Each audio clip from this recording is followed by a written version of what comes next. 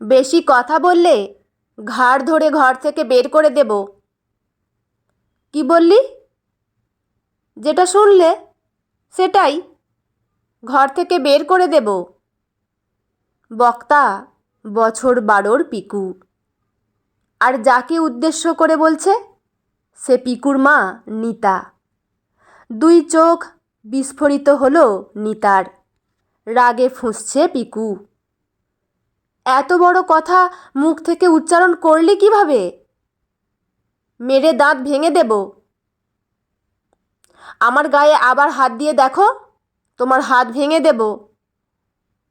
আবার চমকে উঠল নিতা।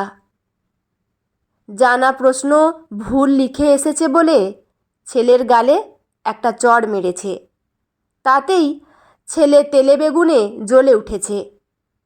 যাও রান্না করো, ঘর গোছাও, এটাই তোমার কাজ। মায়ের হাত থেকে প্রশ্নটা কেড়ে নিয়ে চলে গেল পিকু। তুই এতটা বড় হয়ে গেলি পিকু, মাকে এইভাবে অপমান করতে দুবার ভাবলি না? দুই চোখ ঝাপসা হলো নীরার।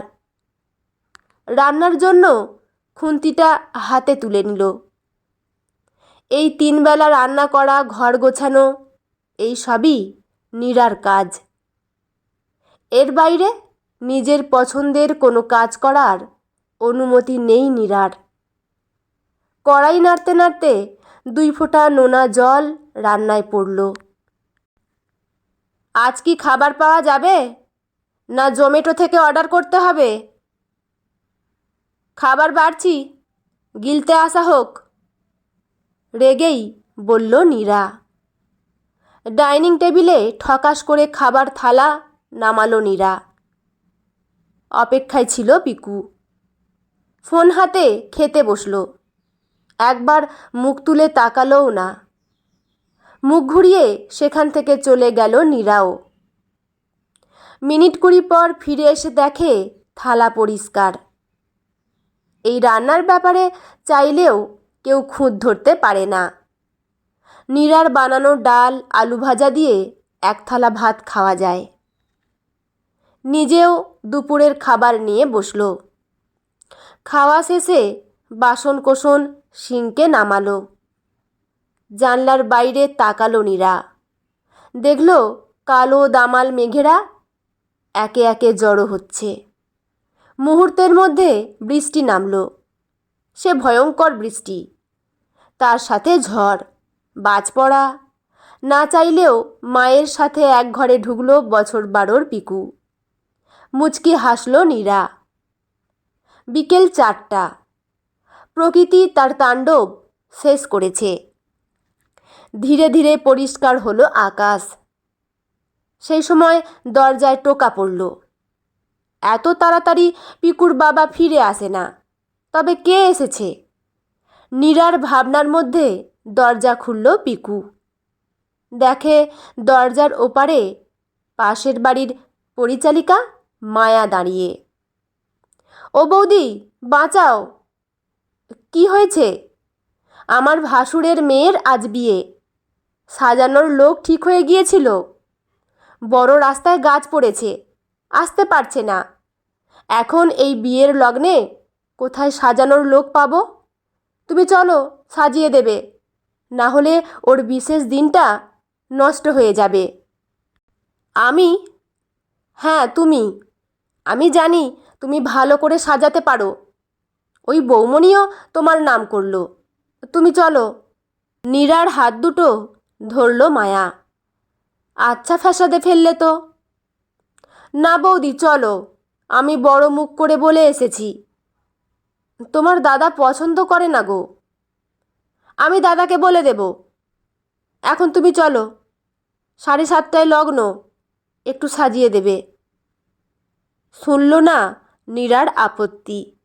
জোর করে নীরাকে ধরে নিয়ে গেল মায়া। বিবাহস্থলে গিয়ে দুশ্চিন্তামুক্ত হয়ে কোণে সাজানোতে মত্ত হয়ে পড়ল। মনের মতন সাজিয়ে সকলের প্রশংসা পেয়ে খুশি হলো নীরা। ভালো রান্নার সাথে এই কাজটাও ভালো করতে পারে। জোর করে ওরা নীরার হাতে 1,000 টাকা ধরিয়ে দিল। নীরার প্রথম রোজগারের টাকা। এর মধ্যেই নীরার ফোন বেজে উঠল। ভয়ে চুপসে গেল নীরা। এ যে ওর স্বামীর ফোন। কাঁপা কাঁপা হাতে ফোনটা কানে নিল। ওপর প্রান্ত থেকে ভেসে এলো, মাগি, সংসার ছেড়ে কোথায় মরতে গেছিস? স্বামীর কথায় ভয়ে কুঁকড়ে গেল নীরা।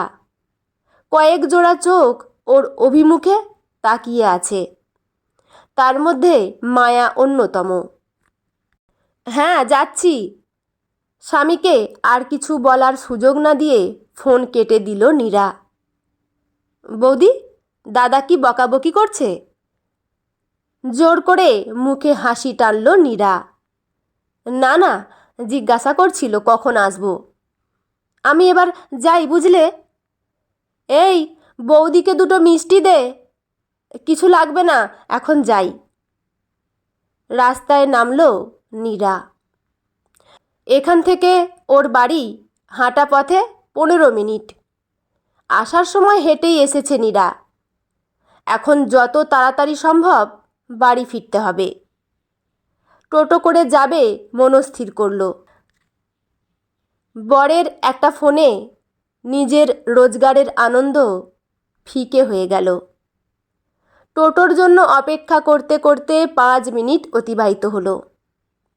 নিজের ইনকামের টাকায় একটু মিষ্টি আর আইসক্রিম কিনে নেবে ঠিক করল। হয়তো আইসক্রিম খেয়ে বাপ ছেলের মাথা ঠান্ডা হবে। দোকানে সেই ভিড়ের সম্মুখীন হলো। 15 মিনিটের হাঁটা পথে আধ ঘন্টা সময় লেগেই গেল। বাড়ির সামনে যেতেই বুকটা ছ্যাঁত করে উঠল। এত ঘুটঘুটে অন্ধকার কেন? তাহলে কি কেউ বাড়িতে নেই? হ্যাঁ, সত্যিই তালা ঝুলছে। নীরা বুঝল ওকে শিক্ষা দিতেই ওর মহান স্বামী প্রকাশ এই কাণ্ড ঘটিয়েছে। ফোন করল পিকুর বাবাকে। যেন অপেক্ষাতে ছিল সেই মানুষটা। একবার রিং করার সাথে সাথেই ফোনটা কেটে দিল। পরের বারে একই ঘটনার পুনরাবৃত্তি হলো। হোয়াটসঅ্যাপে মেসেজ করল। মেসেজ পৌঁছলো না। ব্লক করেছে প্রকাশ। মশার কামড় খেয়ে বাইরেই দাঁড়িয়ে রইল নীরা। পাশের বাড়িতে বসা যেত, কিন্তু লোক হাসাতে ইচ্ছে করল না। প্রায় 40 মিনিট পর ফিরে এলো দুজন। এসেছে, ছেলে বলল। ও, আপনি চলে এসেছেন? ব্রহ্মতালু জ্বলে উঠল নীরার। অশান্তির ভয়ে প্রসঙ্গ পরিবর্তন করল। তোর জন্য আইসক্রিম মিষ্টি এনেছি। ও, টাকাও কামিয়ে এনেছিস? স্বামীর নোংরা মন্তব্যে গায়ে কাঁটা উঠল নীরার।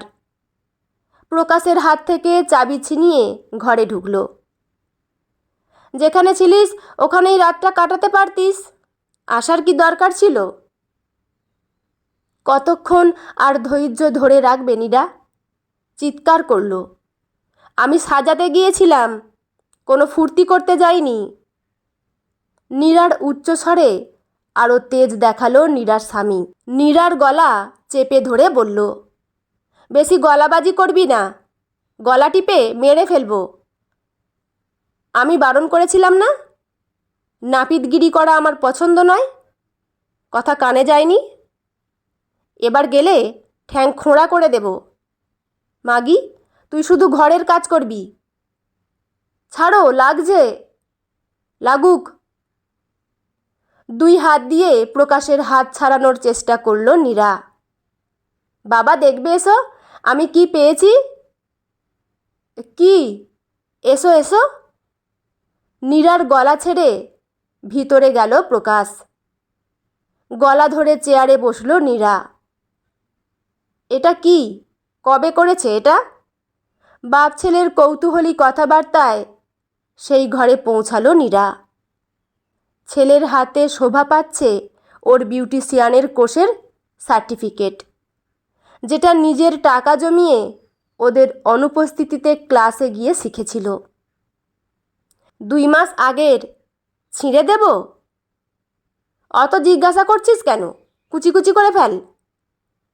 পৈশাচিক হাসি হেসে সার্টিফিকেটকে টুকরো টুকরো করে ফেলল পিকু। দুই চোখে বন্যা নামল নীরার। চুলের মুঠি ধরে দুই চড় মারল প্রকাশ। আজ থেকে তোর ঘর থেকে বেরোনো বন্ধ বলে টেবিলে রাখা মিষ্টি ও আইসক্রিম মেঝেতে ছুঁড়ে মারল। তোর হাতে খাবো না, তোর জিনিসও খাবো না, আমরা খাবার এনেছি। সেই ঘর থেকে বেরিয়ে গেল পিকু আর প্রকাশ। সার্টিফিকেটের টুকরোগুলোকে জড়ো করে নিঃশব্দে কাঁদতে লাগলো। সেই রাতে অঘোষিত বন্দি হয়ে থাকলো নীরা। নিজেরা খেলেও নীরাকে কেউ ডাকলো না। নীরা কষ্ট পেল নিজের নারী ছেঁড়া ধনের জন্য। দিন দিন ছেলেটা যেন বাবার প্রতিচ্ছবি হয়ে যাচ্ছে। বিয়ের পর থেকে একজন অমানুষের সাথে ঘর করছে নীরা। আর একজনের সঙ্গে পেরে উঠবে কি করে? প্রকাশের মানসিক অত্যাচার 14 বছর ধরে চলছে। এইভাবে গায়ে হাত তোলা এই প্রথম। তবে শেষ না, আরও বাড়বে উপলব্ধি করে নীরা। সারা রাত দুই চোখের পাতা এক হয় না নীরার। কালকে ছেলের পরীক্ষা, অথচ সে বইয়ের পাতা খোলেনি। প্রকাশও পড়তে বলেনি, ফোন ঘেঁটেই সময় কাটিয়েছে। খচখচ করছে নীরার হৃদয়। আধার কেটে আকাশ ফর্সা হলো। নির্দিষ্ট সময়ে সূর্য উঠল। মেঝেতে পাতা বিছানা ছাড়ল নীরা। গত রাতে ও ঠাকুর ঘরেই ছিল। নিত্যদিনের মতন সমস্ত কাজ করল নীরা। ছেলের টিফিন, বরের টিফিন। ছেলের জন্য দুধ কর্নফ্লেক্স ভিজিয়ে ছেলেকে ডাকতে গেল। গায়ে হাত দিয়ে ডাকতে ইচ্ছে হলো না। উচ্চ স্বরেই বলল, পরীক্ষা আছে, ওঠ। মায়ের আওয়াজ ঘুমন্ত ছেলের কানে পৌঁছালো না। কি রে, ওঠ। ঠেলা দিতেই হলো। উঠে বসল পিকু। প্রথমে স্বাভাবিক থাকলেও পরক্ষণেই গতকালের ঘটনা মনে পড়ল। ওঠানোর প্রয়োজন ছিল না, আমি নিজে নিজে সব করতে পারি। পিকুর কণ্ঠে ঔদ্ধত্য। আমাদের টিফিন করার দরকার নেই, আমরা কিনে খেয়ে নেব। হ্যাঁ, বাবা আমাকে টাকা দেবে বলেছে। তোমার হাতের বানানো টিফিন আমি নেব না। প্রকাশের কথার সাথে সাথে বলল পিকু। বেশ, তাই হোক। নীরা একবারও জোরাজুরি করল না। পিকু স্কুলে যাওয়ার 1 ঘন্টার পর প্রকাশও বেরিয়ে গেল। আরও কিছুক্ষণ বসে ভাবল নীরা। তারপর ফোন করল সিন্ড্রেলা বিউটি পার্লারের মালিককে। আলমারি থেকে গহনা বের করল নীরা, যেগুলো ওর বাবার দেয়া গহনা। চালের ডাম, শাড়ির ভাঁজ থেকে 16,000 টাকা বেরোলো। এইসব পুঁজি নিয়ে ঘর ছাড়বে নীরা। যেমন ভাবা তেমন কাজ। বেলা 11টায় শেষবারের মতন ঘরটাকে দেখে একটা ব্যাগ নিয়ে বেরিয়ে পড়ল নীরা। চাবিটা দিয়ে গেল পাশের বাড়িতে। বিউটি পার্লারে এখন সহকারী হিসেবে কাজ করবে। 1 কামরার একটা ঘর ভাড়া নিয়ে থাকবে। এখন নুন ভাত খেয়ে বেঁচে থাকবে, পরে হোম ডেলিভারি শুরু করবে। এক আকাশ মনের জোর নিয়ে ঘর থেকে বেরোলো। ছেলের প্রতি মায়া কাটানোর চেষ্টা করল। যে ছেলে মাকে কাজের লোক ভাবে, তার কাছে সম্মান আর শ্রদ্ধা আশা করা যায় না। একদিন পার্লারে কাটিয়ে তার পরের দিন এক পরিচিতের বাড়িতে একটা ঘর জুটিয়ে নিল। হাঁড়ি, কড়াই, ছোট গ্যাস কিনে আনলো। গোটা একদিন তেজ নিয়ে থাকলেও স্ত্রীর কাছে এলো প্রকাশ।